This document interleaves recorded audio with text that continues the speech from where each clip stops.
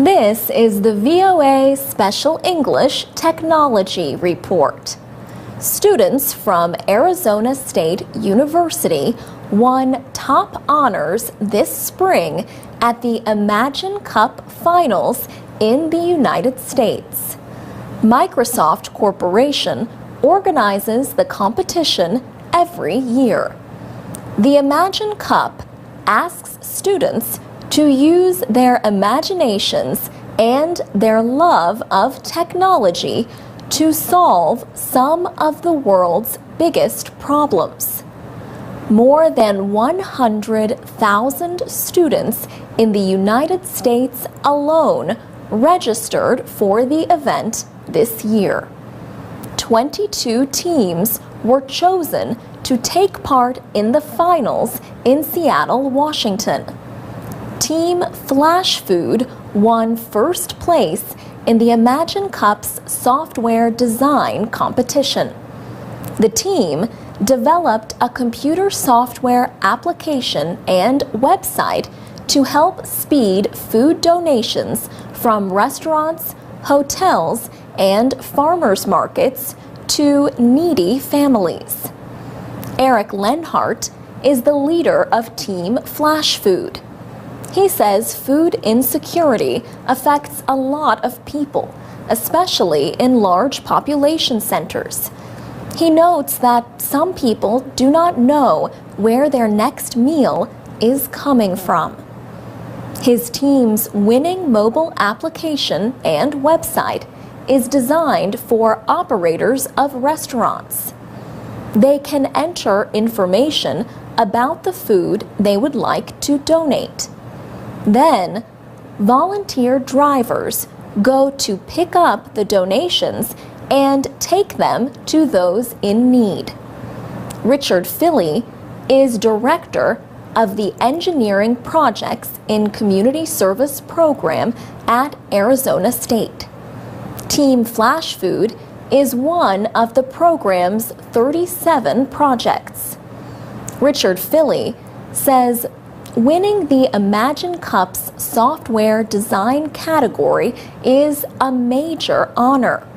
But, he says, it is not what energizes his students. He says they want to change the world and make a difference. Microsoft is celebrating the 10th year of the Imagine Cup. Mark Hinsbo is a vice president with the company. He says the competition has changed a lot since it first began. Years ago, it mainly involved computer science, and almost all of the students had a computer science education. Mark Hinsbo says the students who compete now have different areas of expertise. For example, Team Flash Food had a student who studied biomedical engineering. Another student studied marketing and sustainability. Yet another studied material science and engineering. For VOA Special English, I'm Alex Villarreal. You can find more stories about the Imagine Cup at voaspecialenglish.com. This is the VOA Special English Technology Report. You could fill the sky with all the ideas people have had for flying cars. But at this point, the transition is the closest to actually getting to the marketplace. So says Carl Dietrich, head of Terrafugia. His company in Massachusetts is developing the transition roadable aircraft.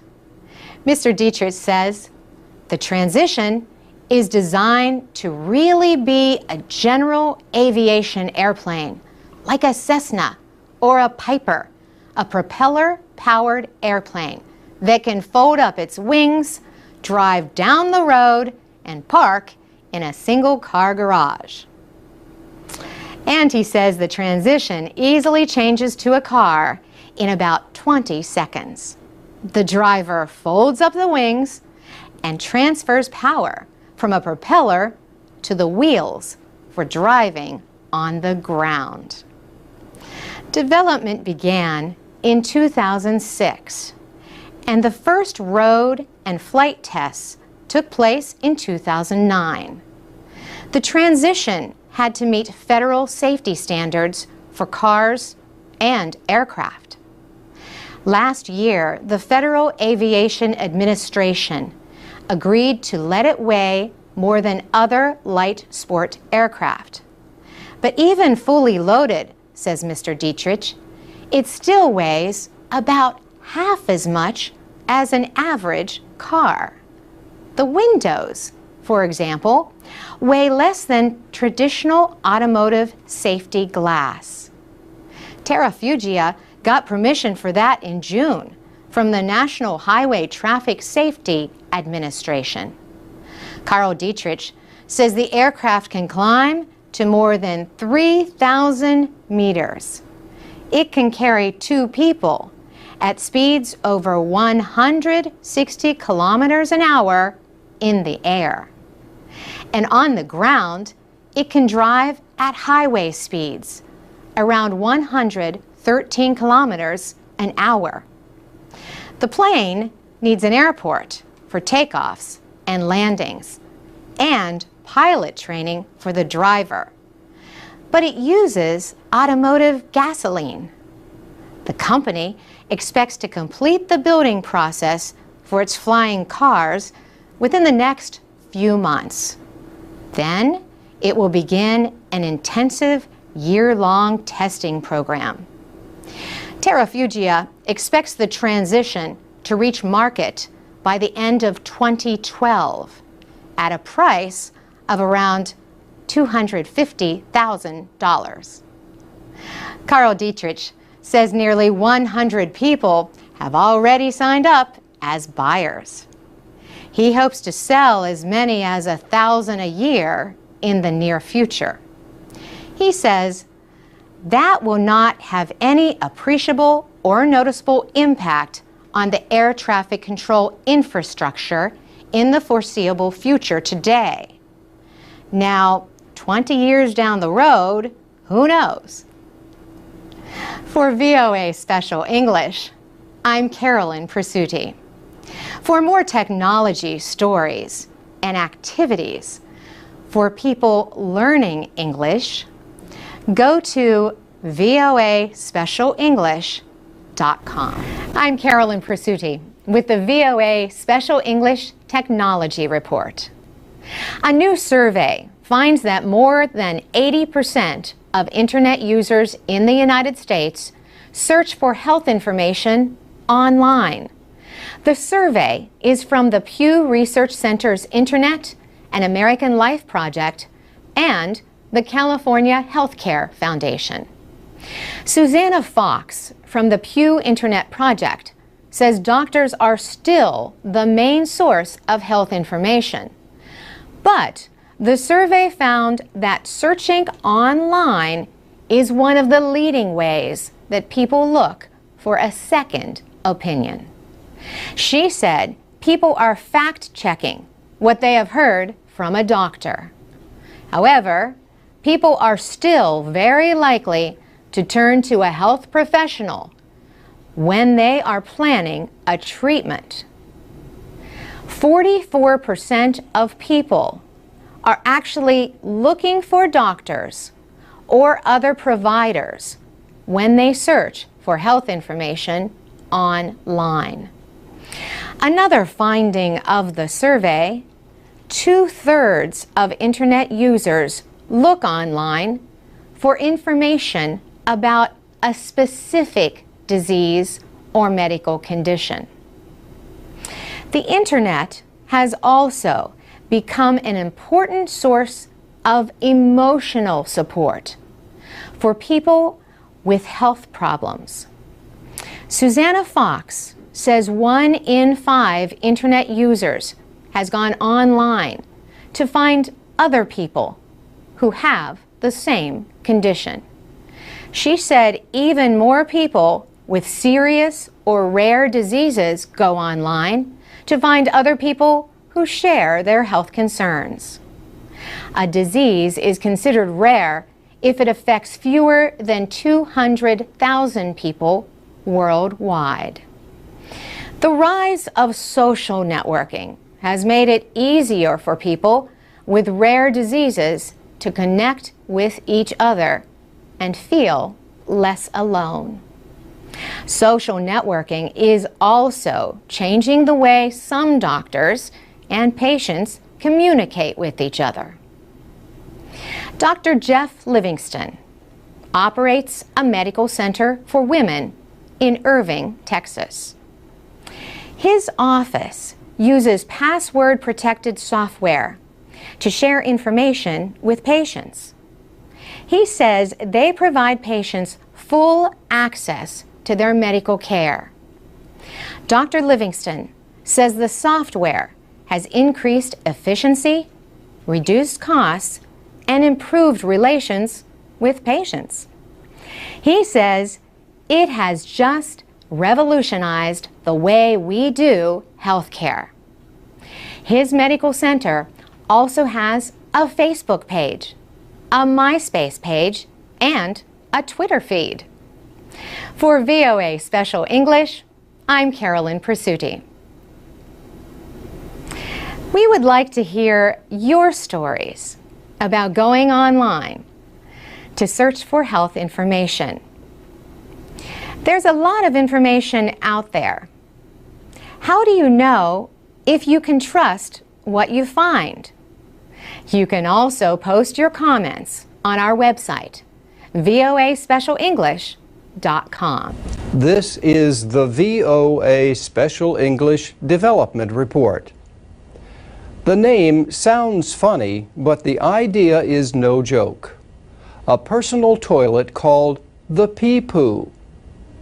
Anders Wilhelmsen is the Swedish inventor of the idea. He wants to give poor people in developing countries a simple way to improve their lives. The toilet is a single-use bag made of environmentally friendly plastics.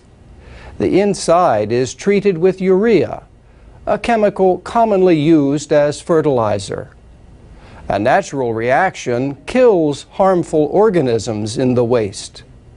It reduces the waste to fertilizer that Anders Wilhelmsen says is safe for growing food.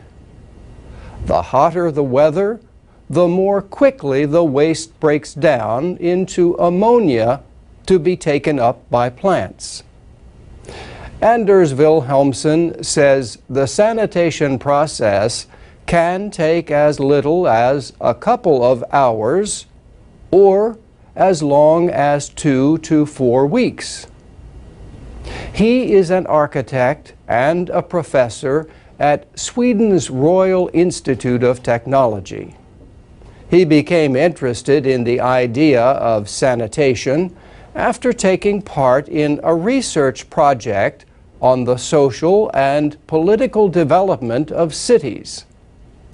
One of the most common complaints he heard in developing countries was the lack of toilets. He worked with others to design the invention. He launched the project in 2005 and the next year started a company called Pee-Poople. The company is beginning production in Nairobi. It expects to start selling the bags in August in Kenya and Bangladesh. Full production could reach about 500,000 bags a day. Pee-Poople plans to sell the bags for 2 to 3 cents each. Anders Wilhelmsen says people can get back 10 times what they paid by using the resulting fertilizer to grow vegetable gardens. The United Nations says more than 2.5 billion people around the world do not have good sanitation. Many have no choice but to use the outdoors. Poor sanitation leads to infectious diseases that kill more than 1.5 million people a year, mostly young children. Jack Sim is the founder of the World Toilet Organization, a nonprofit group working to improve conditions. He says the sanitation marketplace and inventions like this one are the best way to help people meet a most basic need. And that's the VOA Special English Development Report. You can find transcripts and MP3s of our programs at voaspecialenglish.com. You can also add your comments. From VOA Learning English, this is the Technology Report in Special English. Once again, consumer electronics topped the list of the most wanted gifts during the holiday season. Steve Koenig is with the Consumer Electronics Association. He says the group's latest research suggests that Americans increased their spending on technology products this year. Tablet computers were one of the best-selling products. Brian Tong is senior editor of CNET.com. The website reports on technology news and examines the latest electronic products. He says the Apple iPad Mini has been one of the most popular tablets.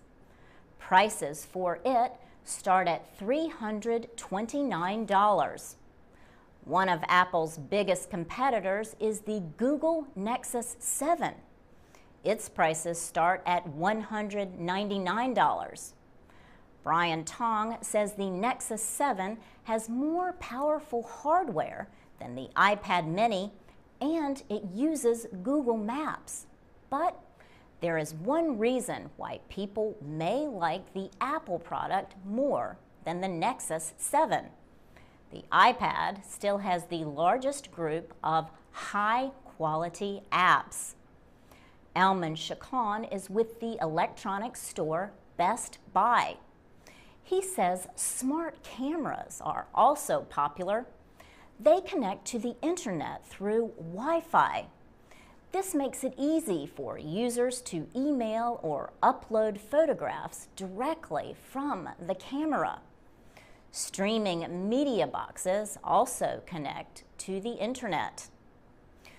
With the growing popularity of internet shopping, many consumers will visit a store first to look at a product and then go online to find it at a lower price. Many stores understand that. So, to keep customers, some stores offer to match lower prices that their customers find in other places within 30 days. For VOA Learning English, I'm Laurel Bowman. This is the VOA Special English Technology Report. 10 or 15 years ago, online dating was too new to be socially acceptable. Now many people search for a partner online. Online dating is different from traditional dating, where two people learn about each other in person. With online dating, people learn a lot about a possible partner before even meeting them. We spoke with Mario, who had recently moved to the city of Baltimore, Maryland. His friends paid for him to use an online dating site. He thought he knew just what he was looking for. Someone who was not American, not a scientist, or Latin. He found someone the complete opposite. Opposites attract is a popular saying. But online dating companies do not think so. They say the more alike two people are, the more likely they are to have a relationship that lasts. One of the largest online dating sites is eHarmony. It asks people to first answer more than 400 questions. A secret mathematical algorithm then uses the answers to match people. An algorithm is a step-by-step process for solving a problem. Gian Gonzaga is the Director of Research and Development at eHarmony. He told us two people do not have to be similar in everything. It is only those things that are most important to them. Macon Fardis is a clinical psychologist who works with couples. He does not believe in using mathematical algorithms to match people. He notes that only 7% of people tell the truth when describing themselves. He says even if we do not decide to lie or mislead, the way we see ourselves is different from who we really are. He says there are many examples of couples that seem like they would be compatible, but are not when they meet. Remember Mario? A woman named Tamara was his online match.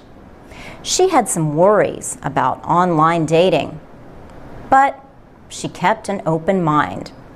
She told us, you just meet a lot of people you would not meet normally. And if you didn't have a connection, you move on. At first, Mario worried that Tamara was too similar to him, but he suggested they meet for coffee. He told us she ordered a drink, then another drink. Then she said, let's order something to eat. Tamara added, it was very natural. We talked, and it was 5 hours later that we had dinner. That was a year ago. Last month, they got married. For VOA Special English, I'm Laurel Bowman.